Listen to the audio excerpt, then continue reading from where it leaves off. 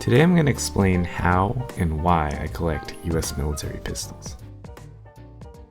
Like many of you, I became fascinated with firearms and military firearms from TV shows and movies. The guns in these scenes are really memorable, even though they might take up a small portion of the frame or a short period of time in the movie. When I watch these movies now, I think in the back of my head, yeah, I own one of those. For a lot of us growing up in the 2000s, airsoft was a common gateway drug into owning real firearms. Guns are central into a lot of the video games that we play. How many firearms do you own because you used it in Counter-Strike or in PUBG? YouTube can be a goldmine for videos that feature US military pistols. There's videos on all types of firearms and how they work. Those didn't exist when I was younger. Here's my surplus M1911A1 that I got from the Civilian Marksmanship Program. For those who don't know, it's a 7-shot, 45 ACP semi-automatic pistol. According to the serial number, mine was made in 1945 by Colt. The slide was switched out to Remington Rand Slide, a company that used to make typewriters. When I collect, I like to think about tiers. I like to think about what's the most desirable to me in collecting and what's the least desirable. And usually the higher you're up in the tier, the higher you're going to pay. Starting from best to worst, we start with the Holy Grail, new old stock. Essentially, a new old stock firearm is one that was made, stored, and has never been touched. But if you want a new old stock 1911, get ready to pay a pretty penny. Next for me is surplus. This is a gun that was actually used in the military and then sold to civilians. This CMP 1911 is a great example of that.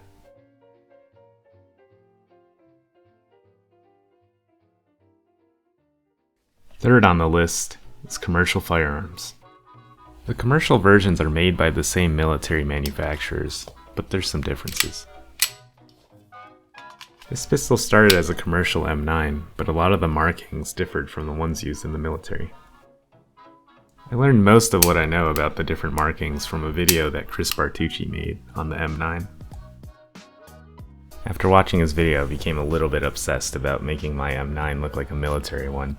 I found a new slide, a new barrel, and a new hammer with the correct markings. I even changed out the grips to old used USGI grips. Now, a reasonable person might ask, why would you do that? Why would you change out perfectly good parts for used ones or just the same thing?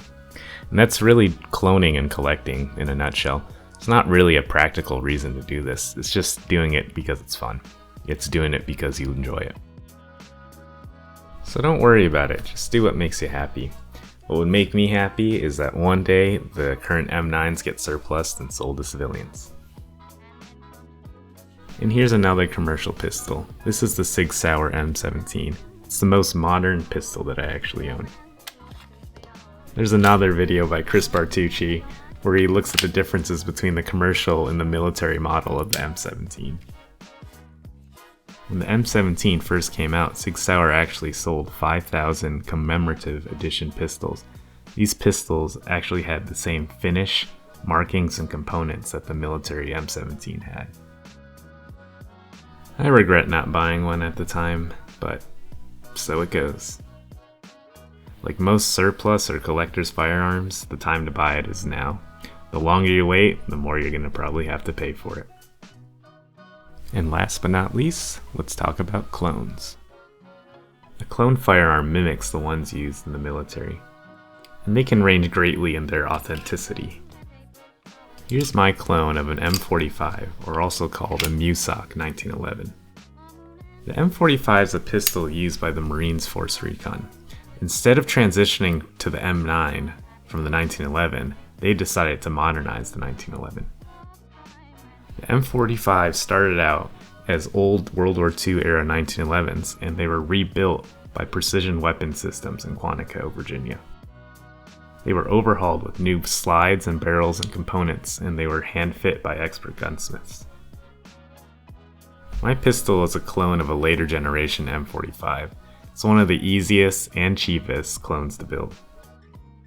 Essentially, this is just a Springfield Loaded, with different grips and a blackened barrel. All in total, I paid around $900 for this build. If you want something more authentic built from an original USGI frame, get ready to pay at least $3,000. I'm really glad I added this to my collection. It's fun to compare it to the CMP 1911. It really goes to show how John Moses Browning's design stood the test of time. And that's my US military pistol collection. Hope you enjoyed the video, and thank you for watching.